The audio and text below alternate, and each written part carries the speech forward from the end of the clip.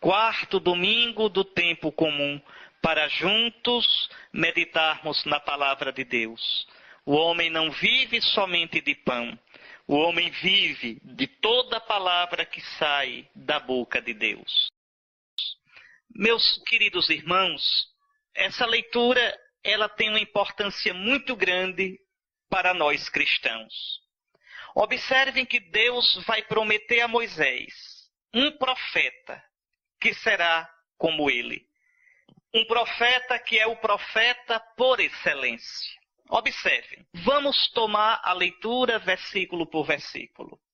Moisés falou ao povo dizendo: o Senhor teu Deus fará surgir para ti, da tua nação e do meio de teus irmãos, um profeta como eu.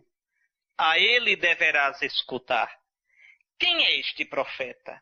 Repare, um profeta como Moisés. Aos poucos, geração após geração, o povo de Israel, meditando nesse texto, foi vendo que este profeta seria o Messias. Não é um profeta qualquer, é um profeta fora de série.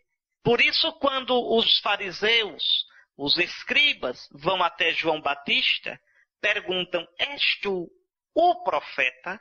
És tu Jeremias? És tu Elias? Veja, és tu o profeta? Não é um profeta, o profeta. Artigo definido. Que profeta?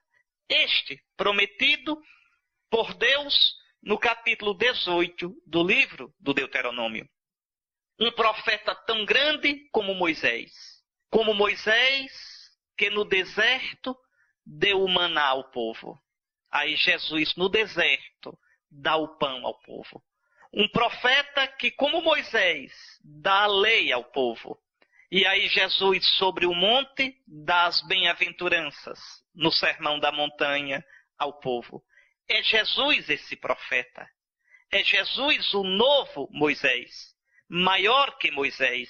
A ponto de, no capítulo 6 do Evangelho de João, os judeus dizem: nossos pais comeram maná no deserto. E Jesus vai dizer: não foi Moisés quem deu o verdadeiro pão do céu. O verdadeiro pão do céu vem agora, através de um profeta maior que Moisés. O verdadeiro pão do céu sou eu. Então vejam, Jesus é este profeta. Por isso esse texto tem uma importância para nós cristãos. O profeta, o novo Moisés que os judeus esperavam, é Jesus. Querem ver uma coisa? Olhe a vida, a infância de Moisés. Quando o faraó perseguiu Moisés e queria matá-lo, e matava as criancinhas hebreias. E olhe Jesus criança, São Mateus mostra, Herodes querendo matar Jesus, e matando as criancinhas de Belém. Quer ver mais? Olhe quantos discursos de Jesus existem no Evangelho de São Mateus. 5 discursos. Mateus coloca tudo o que Jesus disse em 5 discursos.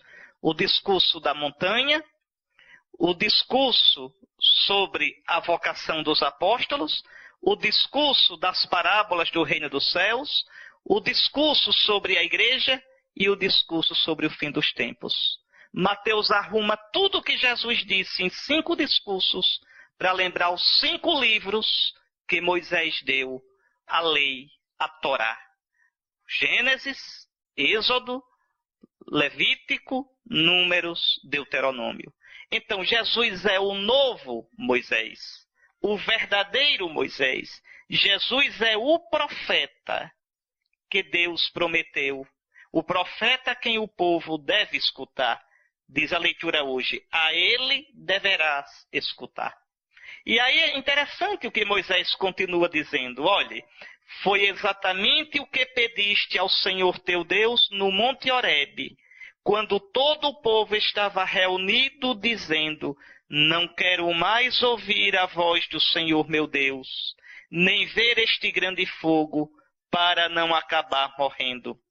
Então o Senhor me disse: está bem o que disseram. Farei surgir para eles do meio de seus irmãos um profeta semelhante a ti. Porei em sua boca as minhas palavras, e ele lhes comunicará tudo o que eu lhe mandar. Está aí. Jesus é a palavra verdadeira de Deus. Jesus é a palavra definitiva de Deus. Ele não só traz a palavra, mas ele é a própria palavra. No princípio era a palavra, era o verbo, e o verbo estava com Deus, e o verbo era Deus. Querem mais? Tem mais. Jesus é não só a palavra de Deus que nós podemos ouvir, mas Jesus é a palavra de Deus que nós podemos ver, tocar, apalpar. O Deus que antes só podia ser ouvido, agora pode ser visto, tocado. Olhe na primeira carta de São João, olhe lá o capítulo 1, olhe os versículos 1 e seguintes. O que está escrito? Aquele que era desde o princípio. Quem era desde o princípio? Olha o capítulo 1, versículo 1 do Evangelho de João. No princípio era o verbo, no princípio era a palavra, este novo Moisés, este Jesus, aquele que era desde o princípio. O que nós vimos, o que nós ouvimos, o que nós apalpamos da palavra da vida, porque a vida se manifestou. E nós vimos e ouvimos e damos testemunho desta palavra que estava junto do Pai e que nos apareceu. Está aí. Por isso, lá no versículo 18 do primeiro capítulo do Evangelho de São João, o Evangelho diz: a lei foi dada por Moisés, a graça e a verdade nos vieram por Jesus Cristo. Então, Jesus é não somente o novo Moisés, mas Jesus é a plenitude da revelação. É maior que Moisés. Tanto que o autor da carta aos Hebreus vai dizer no capítulo 1, versículos 1 e seguintes: muitas vezes e de diversos modos falou Deus outrora aos nossos pais pelos profetas.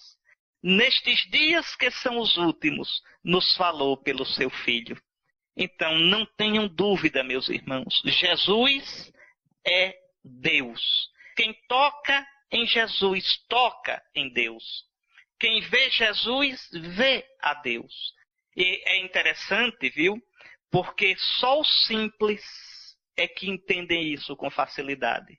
Desde o começo da igreja, desde o começo, muitos grandes teólogos, ou que pelo menos pensavam que eram grandes teólogos, diziam: não é possível, é um pensamento grosseiro, é um pensamento muito rasteiro pensar que Jesus é Deus. Não, Jesus é um grande homem, Jesus é alguém que nos fala as palavras de Deus, mas dizer que Jesus é Deus, Deus é coisa fina demais, Deus é coisa pura demais, Deus é só espírito, é infinito. Como Jesus pode ser Deus? Jesus é um profeta, o maior de todos. Interessante. Ainda hoje, alguns teólogos vêm com essas histórias de Trancoso, mas o povo simples sempre guardou a fé da igreja. Jesus é Deus, Deus vindo de Deus, luz vinda da luz, Deus verdadeiro de Deus verdadeiro, gerado pelo Pai eternamente como Deus, gerado como homem de Maria Virgem para a nossa salvação. Esta é a nossa fé. Então nunca duvide disso. Quem vê Jesus, vê Deus. Quem me vê, Filipe, vê o Pai. Como Tomé, nós podemos dobrar os joelhos diante de Jesus e dizer: meu Senhor e meu Deus. Todos os outros profetas do Antigo Testamento, a começar por Moisés, todos os outros, em certo sentido, prefiguravam Jesus, preparavam Jesus. Era uma palavra que preparava a palavra que é Jesus. Por isso mesmo, na leitura de hoje, Deus diz a Moisés: eu mesmo pedirei contas a quem não escutar as minhas palavras que este profeta pronunciar em meu nome. Este é o meu filho amado, no qual eu coloco o meu bem-querer, escutai-o. E aí também diz a profecia: mas o profeta que tiver a ousadia de dizer em meu nome alguma coisa que não lhe mandei falar, ou se falar em nome de outros deuses, esse profeta deverá morrer. Qualquer profeta. Claro, Jesus não. Jesus é fidelíssimo. Ele diz no Evangelho de João: a palavra que eu digo, a palavra que eu ouvis não é minha. Eu falo o que ouvi do meu Pai. Eis aí. Pois bem, meus queridos irmãos, no mundo de tantos falsos profetas, no mundo de tantas opiniões, de tantas ideias, renovemos a nossa fé em Jesus, nosso único caminho, nossa única verdade, vida da nossa vida. Lembre por que você é cristão. Jesus é Deus, só por isso. Deus bendito, Criador de todas as coisas, verdade absoluta, vida da nossa vida. Nele a gente pode apostar a nossa existência. A Ele a gente pode se entregar na vida e na eternidade. Vamos juntos agora rezar o salmo da missa de hoje, o Salmo 94. E observe que no salmo o autor sagrado vai dizer: oxalá ouvisseis hoje a sua voz. Sim, porque é hoje que Deus nos fala. Deus nos fala no hoje da nossa vida. Olhe como diz o salmo: não fecheis os corações como em Meriba, como em Massa no deserto aquele dia, em que outrora vossos pais me provocaram, apesar de terem visto as minhas obras. Isto mesmo, lá no Antigo Testamento, o povo cansou-se de Deus. E o povo no deserto, sem água, com fome, começou a murmurar contra Deus e fez uma pergunta miserável. A pergunta foi esta: afinal, Deus está ou não está conosco? Deus existe ou não existe para nós? Deus está presente ou não na nossa vida? Israel não soube ouvir a voz de Deus.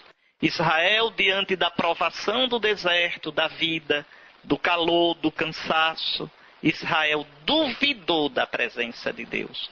Por isso o Salmo vai dizer: oxalá, hoje ouvisseis a sua voz. Hoje Deus te fala. Deus te fala na Escritura, Deus te fala na palavra da igreja, Deus te fala nos acontecimentos, Deus te fala nos irmãos. Oxalá, hoje, escutes a voz do Senhor. E não faças como Israel em Massa e Meriba, ou seja, na provação e na altercação, na disputa com Deus, quando vossos pais me provocaram. Pois bem, vamos juntos rezar esse salmo, pensando: Senhor, ajuda-me a ouvir a tua voz. E a tua voz é Jesus quem a diz. É Jesus que é a tua voz, que é a tua palavra viva. Ajuda-nos, Senhor, no deserto da vida, no caminho da vida, a escutar Jesus. Meus irmãos, lembram da segunda leitura de domingo passado? Esta é a continuação daquela. O que é que São Paulo lhe dizia? Irmão, o tempo é breve. Tudo passa. Vejam bem, quem casa, como se não casasse. Quem compra, como se não comprasse. Quem possui, como se não possuísse. Porque passa a figura deste mundo. Lembra disso? Eu expliquei para você. O cristão valoriza tudo na sua vida. Você é pai de família, é mãe de família, cuide de trabalhar para construir bem sua família, bem religiosamente, bem afetivamente, bem economicamente. Você é estudante? Cuide de estudar para ser competente, para ser um bom profissional, para construir bem seu futuro, também do ponto de vista econômico. Você está namorando?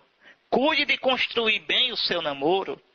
Namoro é tempo de conversar, de se conhecer, daquela cumplicidade gostosa entre duas pessoas. É tempo de falar sobre os valores da vida, sobre como sonham com a vida de casado, uma vida de família, como sonham com o futuro, para juntos irem colocando as bases da vida a dois. Está vendo? A gente deve valorizar a vida, viu? As coisas da vida, a gente deve construí-las de tal modo que possam depois nos realizar, até para a glória de Deus. Quer comais, quer bebais, quer façais qualquer coisa, fazei tudo em nome do Senhor Jesus, dando por ele graças ao Pai. Mas essa vida que tem tantas coisas bonitas, esta vida que a gente deve planejar tão bem, ela passa. Por isso São Paulo dizia, domingo passado, passa a figura deste mundo. O tempo é breve, a vida é breve. São Paulo queria dizer, constrói a tua vida de modo a que ela seja semente de eternidade. Lembra que eu citei para você a oração do 17º domingo comum? Ó Deus, sois o amparo dos que em vós esperam. E sem vosso auxílio ninguém é forte, ninguém é santo. Redobrai de amor para conosco, para que possamos usar de tal modo as coisas que passam, que possamos abraçar as que não passam. Era isto, domingo passado. São Paulo continua hoje, na segunda leitura, aquela ideia de domingo passado. E aí vai falar de dois estilos de vida cristã. A vida do casado e a vida do solteiro, do celibatário, que é a vida do padre, dos religiosos e de algum leigo que queira, por amor do Senhor, ficar solteiro. Você pode ficar solteiro no mundo, por amor a Jesus, você pode se casar no Senhor e você pode ficar solteiro abraçando a vida religiosa ou o ministério sacerdotal. O que é superior no cristianismo? Viver solteiro por amor a Jesus ou se casar? Atenção, hein? Não é o solteiro para malandrar. Não é o solteiro para dizer, eu vou ficar solteiro que eu não quero saber de compromisso com mulher nem filho. Isto não é virtude cristã. Isto é pecado. E é pecado ficar solteiro? Se o ficar solteiro é para ter uma vida egoísta, é pecado sim. Aquele que vive para si somente não agrada a Deus. Agora, aquele que fica solteiro para servir, por amor a Jesus, imagine uma pessoa que fica solteiro porque diz, eu quero me dedicar a outros, eu quero cuidar de meus pais. Então, esta vida solteira tem um sentido para o reino de Deus. Pois bem, mas vamos ao que diz São Paulo. Vocês ouviram a leitura. Então, irmãos, eu gostaria que estivesseis livres de preocupações. Que preocupações? Você vai ver já se São Paulo não tem razão. O homem não casado é solícito pelas coisas do Senhor e procura agradar ao Senhor. É o meu caso. Solteiro, a minha vida todinha é empregada para as coisas de Deus. O casado preocupa-se com as coisas do mundo e procura agradar a sua mulher, e assim está dividido. Do mesmo modo, a mulher não casada e a jovem solteira têm zelo pelas coisas do Senhor e procuram ser santas de corpo e espírito. Mas a que se casou preocupa-se com as coisas do mundo e procura agradar ao seu marido. Atenção!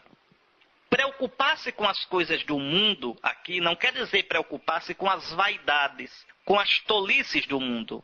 Não, é preocupar-se com as coisas próprias da vida de casado.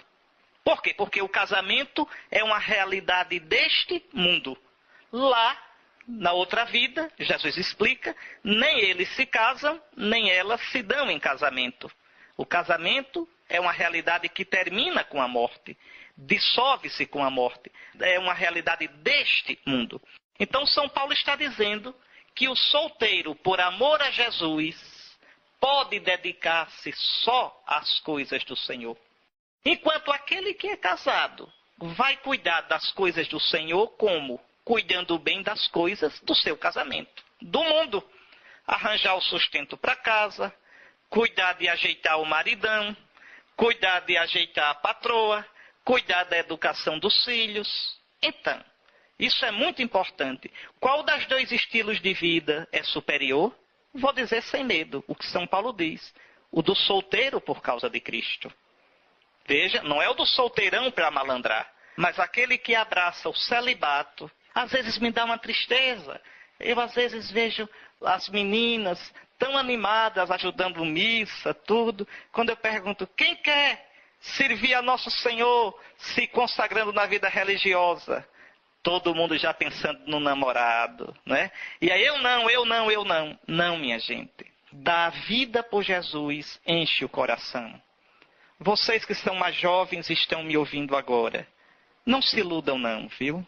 O mundo de hoje bombardeia vocês jovens com a ideia de que sexo é tudo, de que tem que namorar, se não tiver outra pessoa não é feliz. Isto é ilusão. Não pensem vocês que sexo enche a vida de alguém, não. Enche o coração de alguém, não. Se enchesse, o mundo de hoje era um mar de rosas. Era um mar de felicidade.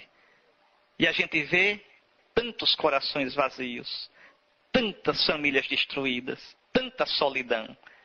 Eu via recentemente no Facebook, um moço dizia, tenho tantos amigos no Facebook e continuo sozinho. Não. Quem enche nosso coração é nosso Senhor. Quem enche o nosso coração é um grande amor. E não há amor maior do que dar a vida todinha por nosso Senhor. Então, para o cristianismo, a vida celibatária, a vida solteira por amor a Jesus, é superior, sim, à vida de casado.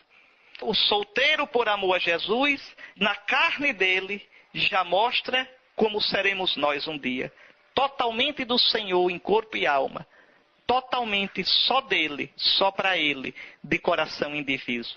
O casado, claro que tem uma vida santa, mas é um estilo de vida que é deste mundo.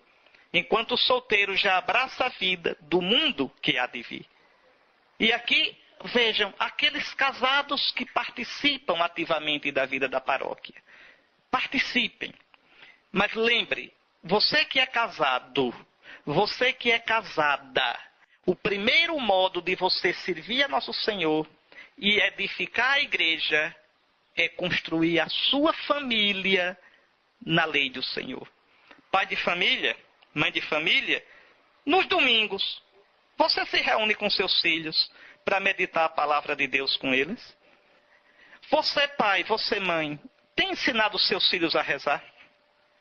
Vocês têm procurado sentar-se com seus filhos para lhes falar da vida, para lhes falar do futuro, para lhes falar da vontade de Deus? Então veja, o seu primeiro modo de servir a Deus como casado não é lá fazendo alguma coisa na paróquia não, viu?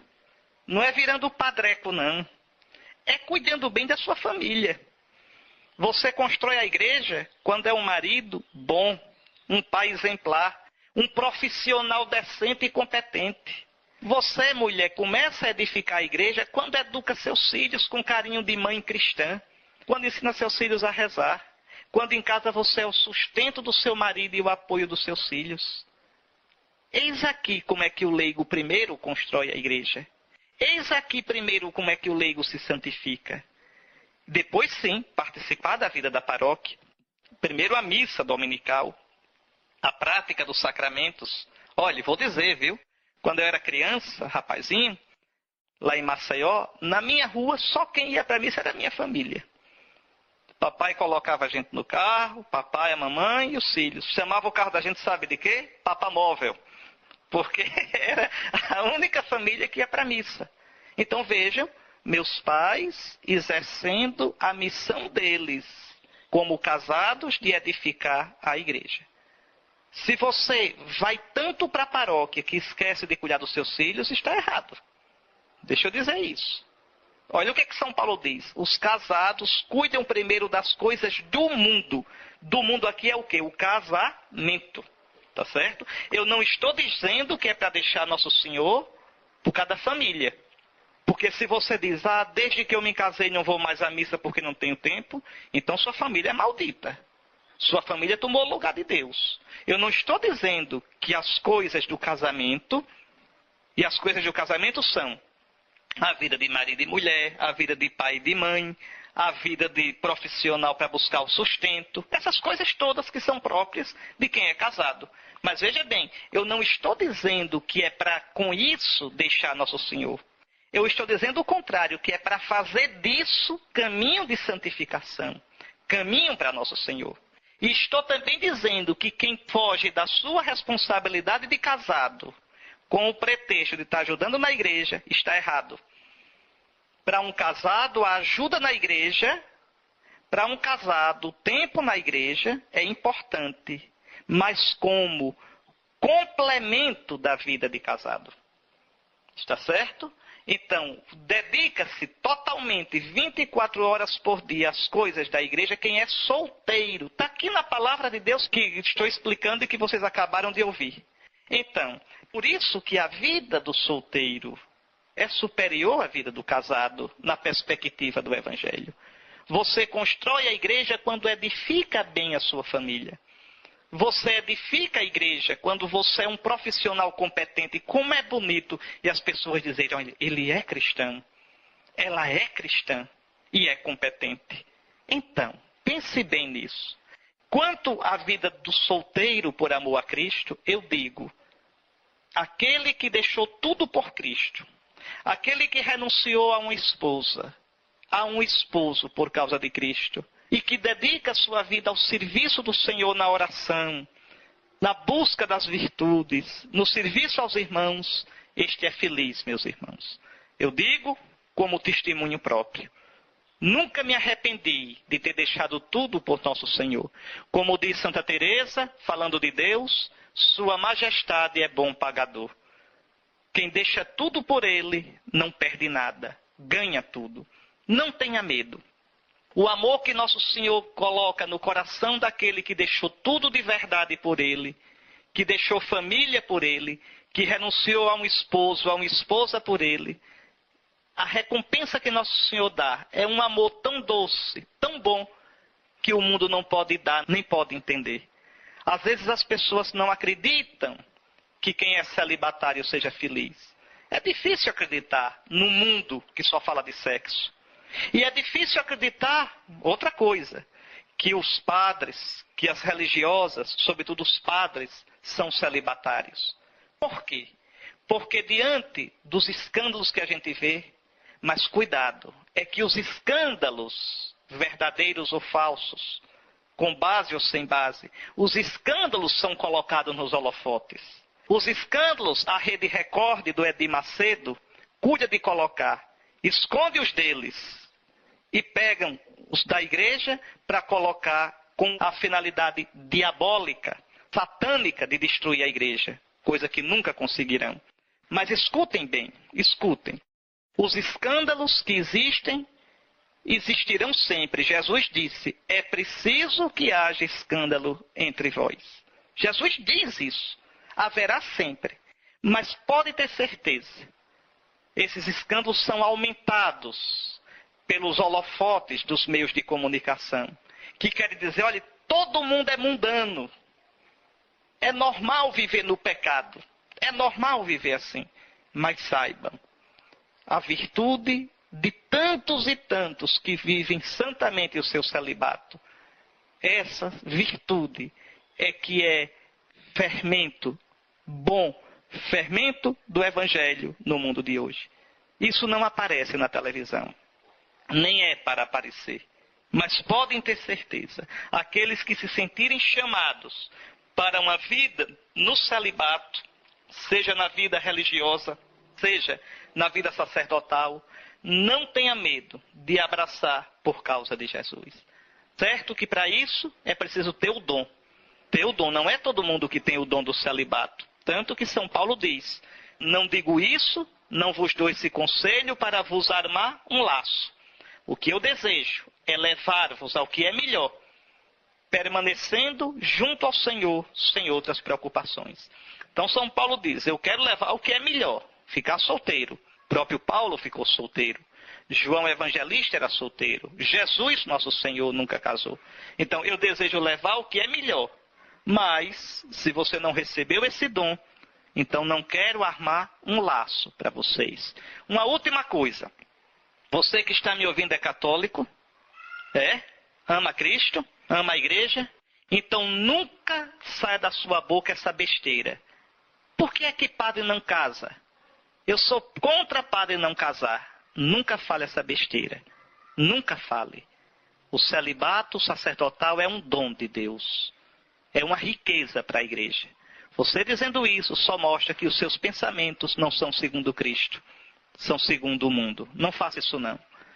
O padre verdadeiro, o celibatário verdadeiro é feliz, é realizado no celibato dele. Ao invés de pensar isso, você pense o contrário. Rezar para que os padres sejam cada vez mais felizes na sua vida de celibato. E que Nosso Senhor abençoe-nos a todos, aos casados e aos solteiros. Quer casando, quer permanecendo célibes, solteiros, nós sirvamos ao Senhor. Amém. Está aí. Jesus está no iniciozinho do seu ministério. Estamos no início do tempo comum e estamos também no início do Evangelho de São Marcos. Depois que Jesus foi batizado no Rio Jordão, foi tentado pelo diabo, ele volta a Galileia. Volta a Galileia e chega a Cafarnaum com os seus discípulos. E aqui no Evangelho de hoje há 3 coisas que eu queria colocar para vocês. A primeira coisa, Jesus prega. E o Evangelho diz: todos ficavam admirados com o seu ensinamento, pois ensinava como quem tem autoridade, não como os escribas. Vejam, os escribas do tempo de Jesus, e ainda hoje em Israel, como é que os escribas pregam? Como é que os escribas ensinam? Eles simplesmente comentam a palavra de Deus. Comentam o Antigo Testamento. Ora, Jesus não comentava o Antigo Testamento. Jesus pregava com a sua própria autoridade. E esta autoridade chegava a tal ponto que o Senhor às vezes dizia: em verdade vos digo. Ou seja, amém, amém, eu vos digo. O que eu estou dizendo, o que eu vou dizer é amém. É para vocês dizerem amém, porque sou eu quem está dizendo. Então, Jesus não fala simplesmente em nome de Deus. Ele é Deus que fala. Olha as profecias do Antigo Testamento. Pegue assim depois, aleatoriamente, um pedacinho de Isaías, um pedacinho de Ezequiel, de Jeremias, de Amós. Vejam como esses profetas falam. Assim diz o Senhor. Vejam como Jesus fala. Em verdade eu vos digo. Daqui o pasmo, daqui a admiração do povo. O que é isso? Um novo ensinamento com autoridade? De onde vem esta autoridade dele? Ele é Deus. Ele é o verdadeiro Moisés. A segunda coisa do Evangelho de hoje, aquilo que os demônios dizem de Jesus. Eu sei quem tu és. Tu és o Santo de Deus. Vejam, o Santo. Jesus não é um santo, um homem bom, um homem santo, um homem de Deus. Jesus é o Santo. Ora, só Deus é santo. Só Deus é santo. Dizer então que Jesus é o Santo de Deus é dizer que Jesus é Deus, é santo como o Pai. Deus de Abraão, de Isaac e de Jacó é santo. Jesus é santo. Só vós sois o santo, nós dizemos no Glória. Só vós o Senhor. Só vós o Altíssimo Jesus Cristo, com o Espírito Santo na glória de Deus Pai. Está aí. Isto que o Glória da missa reza desde o século IV é exatamente o eco do que a Escritura diz. É por isso, viu, que a gente não deve mudar na liturgia o Glória, o Credo, o Santo, o Cordeiro. Não se deve mudar as letras com as musicazinhas que se inventa hoje. Não. Mesmo quando se canta o Glória, sem mudar a letra do Glória como está no missal. Quando se canta o Santo, é sem mudar a letra que está no missal. A mesma coisa vale para o Cordeiro de Deus, para o Pai Nosso e para o Credo.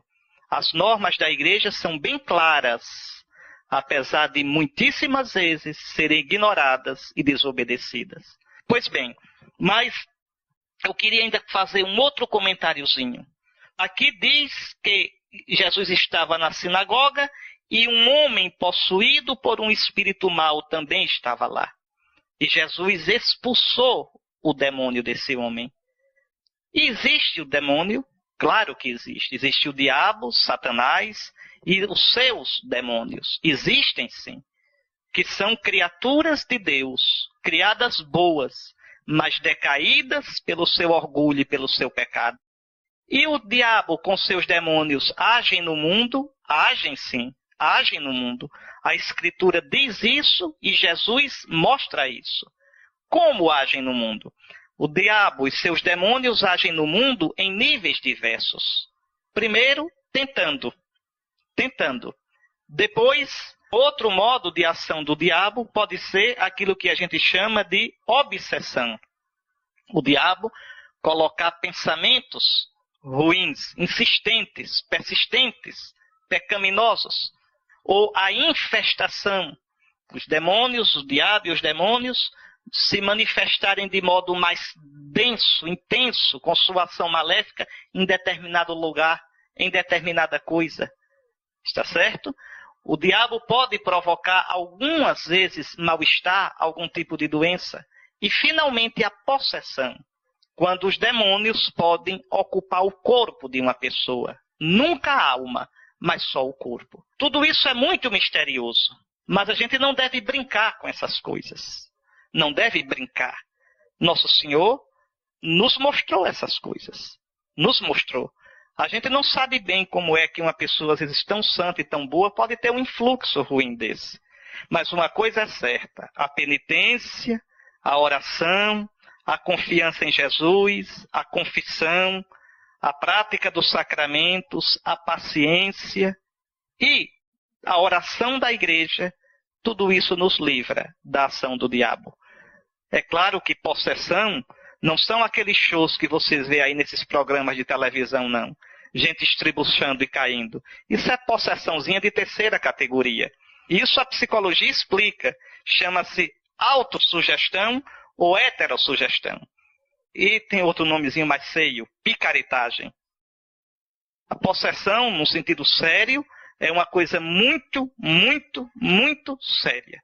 Eu mesmo, quando era padre, era exorcista, nomeado pelo bispo, e acompanhei casos que são raros, mas existem. Mas o que eu queria dizer somente é isso. O Evangelho hoje mostra que Jesus vence o mal, que Jesus vence o reino de Satanás. Ele vem trazer o reino de Deus, e onde ele chega, o reino de Satanás desaparece. Ele é o mais forte que amarra e vence o forte. O cristão nunca deve ter medo do mal. Jesus nos ensinou a pedir, não nos deixeis cair em tentação, mas livrai-nos do mal. Atenção, esse mal aqui é o maligno, livrai-nos do maligno, livrai-nos de Satanás. O cristão deve saber que ele, unido a Jesus, que ele confiando em Jesus, ele vence o diabo e as suas artes, o diabo e a sua maldade. Não temais, pequenino rebanho. Foi do agrado do vosso Pai dar-vos o reino. É este o sentido. A ação do demônio, a gente debela, a gente acaba com ela, repito, pela oração, pela prática da virtude, pelo abandono dos vícios. A gente acaba com ela pela prática dos sacramentos, uma boa confissão, a comunhão. E, nos casos mais graves, pede-se a oração do sacerdote, uma bênção de libertação feita por um padre e, num caso mais grave, por um exorcista. Procura-se o bispo e o bispo indica um padre exorcista para se fazer o exorcismo. Então é este o sentido.